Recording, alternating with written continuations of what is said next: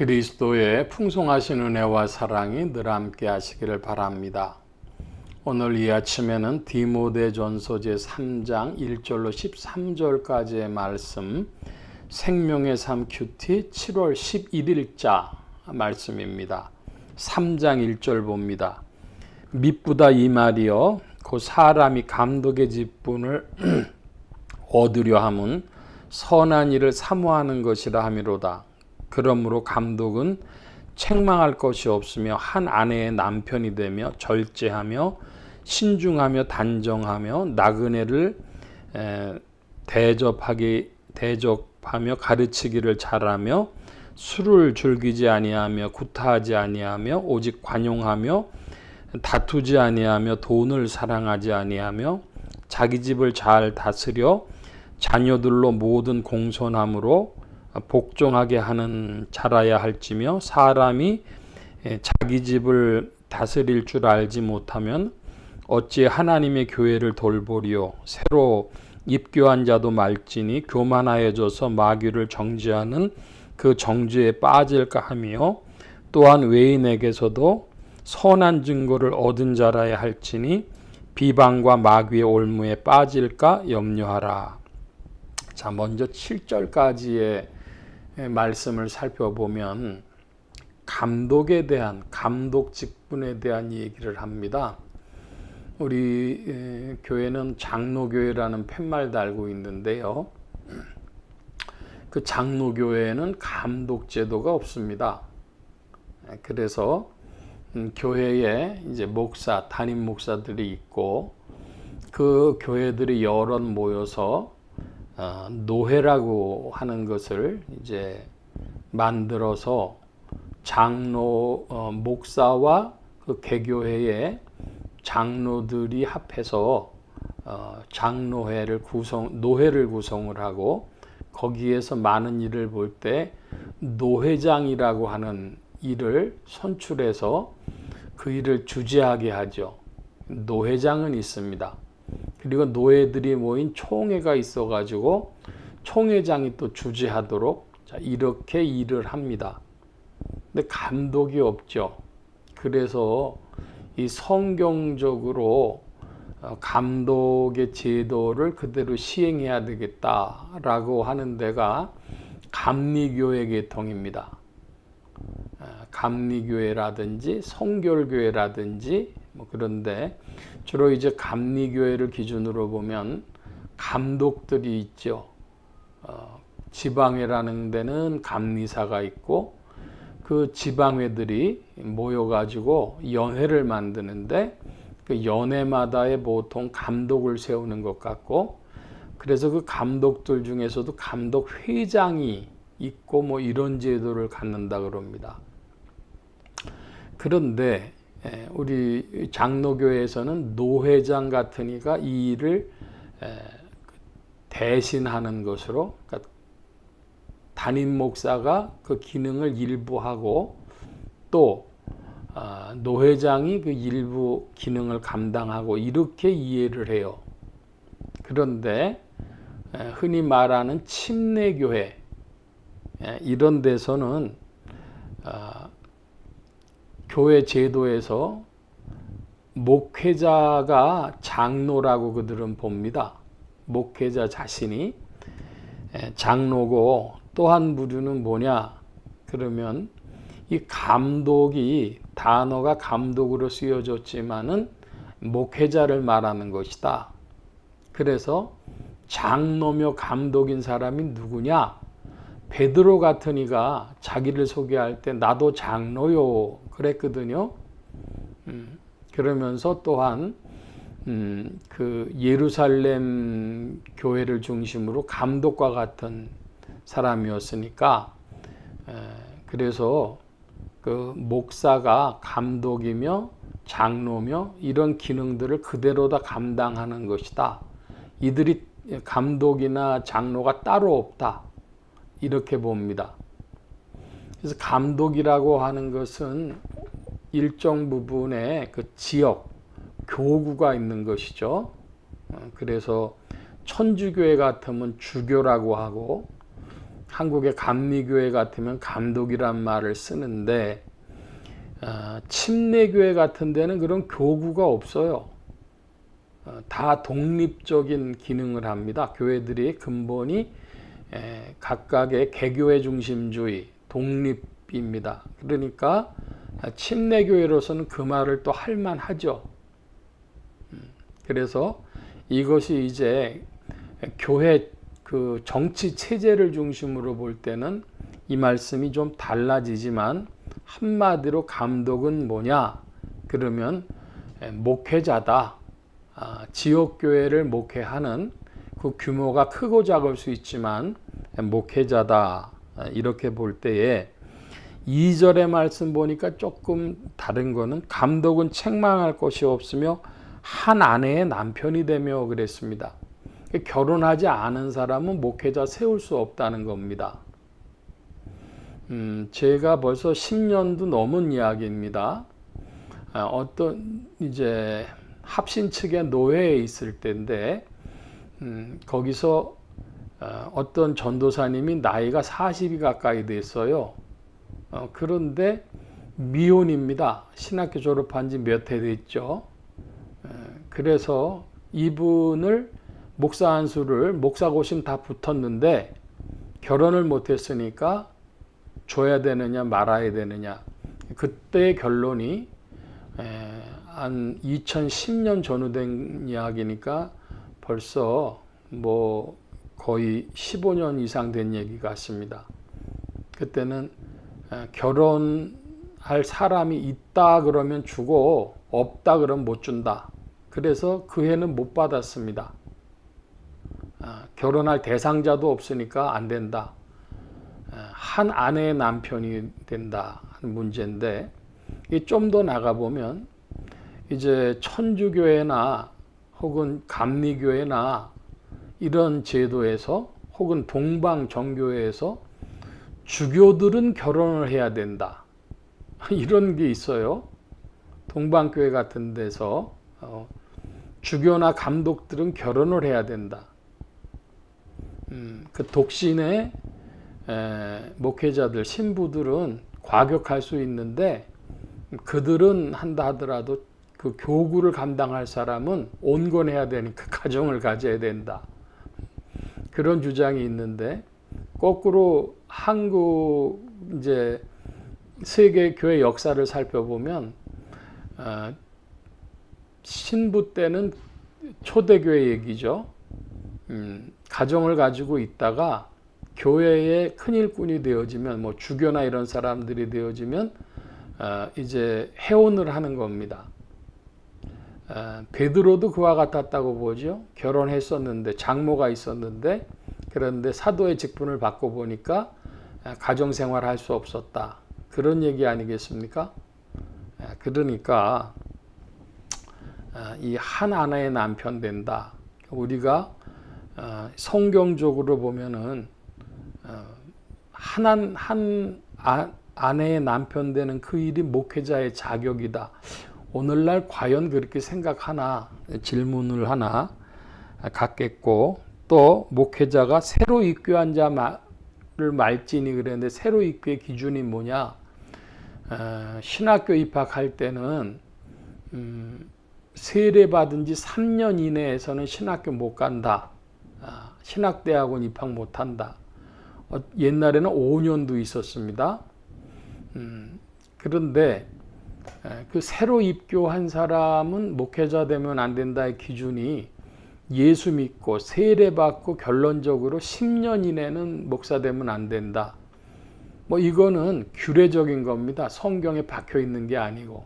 그러니까 우리나라 법률 체계로 살펴보자면 법이 아니라 시행령이라고 할 만하죠. 그러니까 그런 것으로 여기 새로 입교한 자 말을 그러는데, 뭘 기준으로 해야 되느냐 할 때에 적어도 예수 믿고 세례받은 지 10년 이상이냐. 저는 그 이상이어도 좋다고 생각을 합니다. 이거는 기준이 이제 논의돼야 될 상황이지 뭐 확정되어 있는 것은 아니죠. 새로 입교한 자 말하라. 또 하나 7절에 외인에게도 선한 증거를 얻어야 된다 그럴 때 이거를 전통적으로 우리 개신교회는 어떻게 해석을 해왔냐 그러면은 범죄 사실이 없는 자 뭐 그런 증명이 뭐 있더라고요. 범죄 부존재 증명인지 뭐 정확하게 모르겠습니다. 제가 그 죄를 짓지 않았다는 증명 같은 게 있어요. 그래서 그거를 저희 때만 하더라도 목사 고시를 볼 때에 그 보고 안수받고 할 때 그 증빙 서류로 제출을 해야 됐었습니다. 그런데 그 오늘날 보니까 감옥에서 예수 믿고 신학 배워가지고 목사 됐다는 사람들이 굉장히 많아요. 저는 사실은 동의할 수 없는 내용입니다. 한국 교회가 성경이 말씀하는 바에 그렇게 관심을 갖고 있지 않아서 그런데 외인에게도 선한 증거라고 하는 거 다른 사람이 볼 때에도 저만한 사람이면 목회자가 돼도 되겠다. 여러분 천주교회에서는 원래 결혼할 때 이 사람들 결혼 못할 내용을 알고 있는 사람은 그 알려주시오 그런 거를 그 성당 벽에다가 옛날엔 써붙였어요. 게시판에다가 누구와 누구가 결혼하는데 혹시 이 사람들이 결혼에 결격 사유가 있는 걸 아시는 분은 사무처에 이야기를 해 주십시오. 그런 걸 붙였어요. 여기 지금 외인들에게도 선한 증거라고 하는 것은 이런 사회적인 그 이야기를 포함하는 겁니다. 범죄 문제라든지 아니면 저 사람이 술꾼이라든지 뭐 등등입니다. 그런데 오늘날에는 그 믿음이라고 하는 걸 심리작용으로 이해하는 전도하고 믿겠다 그러면 아예 저 사람 이제 예수 믿습니다 박수치고 뭐 이런 식의 종교 생활이 돼버렸기 때문에 신앙생활이 돼버렸기 때문에 뭐 감옥에서 예수 믿고 또 신학 공부하고 그래서 목사 되고 누구도 그런 것에 대해서 이야기 꺼내질 않아요. 그러니까 신앙생활이라고 하는 것이 자기 내면의 문제고 교회 사람들, 교회 다니는 사람들만의 문제인데 교회에는 공공성이 있습니다. 외인들도 참여할 수 있는 권리가 있는 거예요.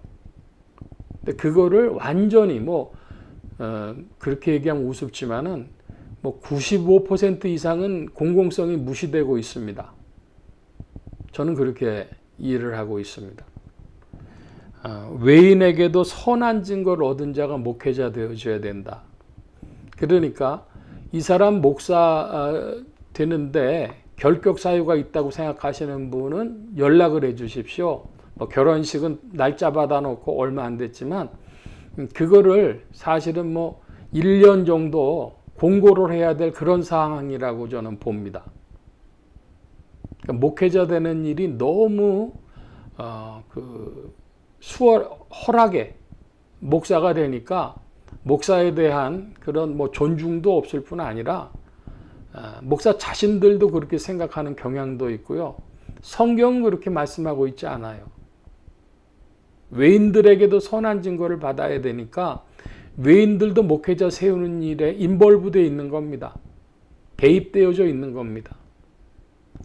계속해서 좀 보겠습니다. 8절입니다. 이와 같이 집사들도 정중하고 일구위원하지 아니하고 술에 임박히지 아니하고 더러운 일을 탐하지 아니하고 깨끗한 양심의 믿음의 비밀을 가진 자라야 할지니 이에 이 사람들을 먼저 시험하여 보고 그 후에 책망할 것이 없으면 집사의 직분을 맡게 할 것이요 여자들도 이와 같이 정숙하고 모함하지 아니하며 절제하며 모든 일에 충성된 자라야 할지니라. 집사들은 한 아내의 남편이 되어 자녀와 자기 집을 잘 다스리는 자일지니 집사의 직분을 잘한 자들은 아름다운 지위와 그리스도 예수 안에 있는 믿음에 큰 담력을 얻느니라.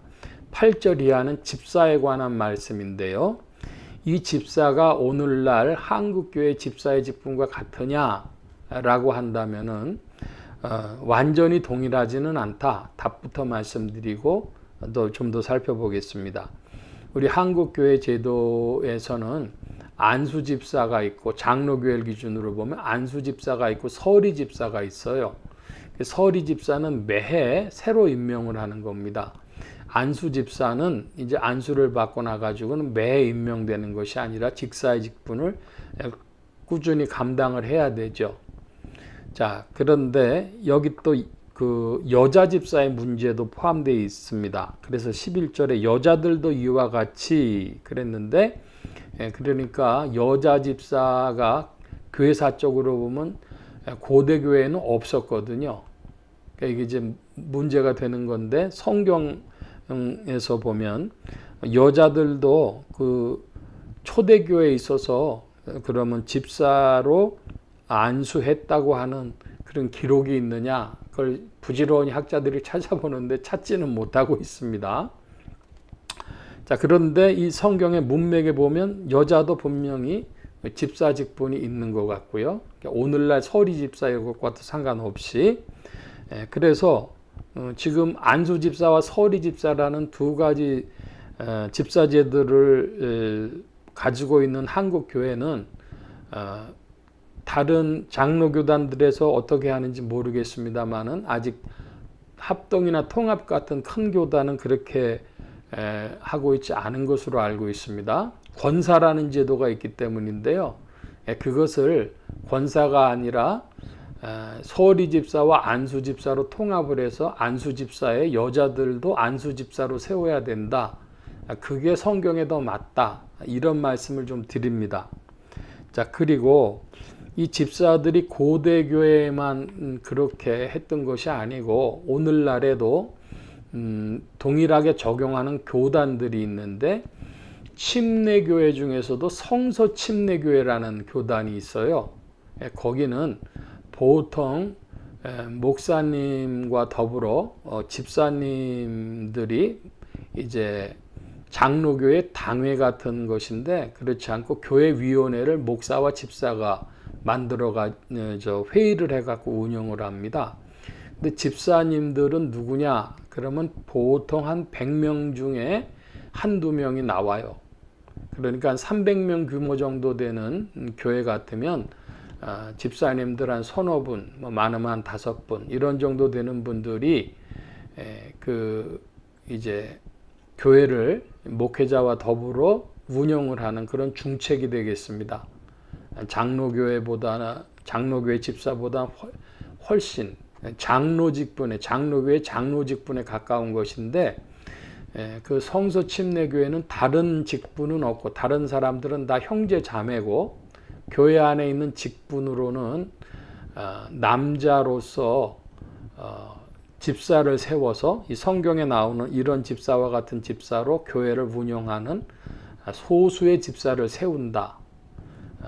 제가 알고 있는 건 수유리의 수유시장이라고 하는 데가 있습니다. 강북구청 사거리에서 한 200~300m 올라가면 있는 수유시장을 말하는 겁니다. 그 419 탑 방면으로 그 근처에 성서 침례교회가 있는데, 제가 이야기를 들었을 땐 그 교회에 교인이 한 200여 명 되고 집사님 2분인가와 목사님이 위원회로 이렇게 교회 운영을 하신다고 하는 이야기를 들은 적이 있습니다. 정확치는 않은 이야기인데요. 그래서 이 집사라고 하는 직분, 성경에서 굉장히 중요한 직분이고, 더 이제 중요한 사실은 뭐냐 그러면 9절에 깨끗한 양심의 믿음의 비밀을 가진 자 그랬습니다. 술 얘기도 있지만 그런 거 약하고, 깨끗한 양심의 믿음의 비밀, 양심과 믿음입니다. 이것이 오늘날 한국교회, 2025년 현재 한국교회에 좀 경종이 되어줬으면 좋겠습니다. 믿음은 아는데 양심은 모르고, 믿음은 아는데 진리는 모르고, 그래서 난이 되겠죠. 믿음과 양심, 하나님께서 원하는 것이다. 기억하시길 바랍니다. 성경은 그와 같이 말씀하고 있습니다. 깨끗한 양심의 믿음의 비밀을 가진 자가 그리고 여자 집사 중에서는 모든 일에 충성된 자라고 표현하고 있는데요. 11절 말씀에 그래서 믿음과 양심과 충성이 교회 일꾼 되는 기준이다. 이 말씀 드립니다. 오늘 말씀은 좀 더 길어졌습니다. 오늘 말씀 여기까지 봅니다. 기도합니다. 만복의 근원 되신 주님 함께 하셔서 오늘도 주 성령 안에서 우리를 권고하사 믿음과 양심과 충성이 있는 자들이 되게 하여 주실 때에 계시록의 말씀과도 같이 죽도록 충성하는 지사 충성의 믿음의 바른 자리로 나아가도록 주께서 이끌어 주시기를 구하고 성령님과 함께 더불어 전진함으로 이것에 참된 소망과 기쁨을 맛보아 하는 자들이 되어지도록 인도하여 주시옵소서.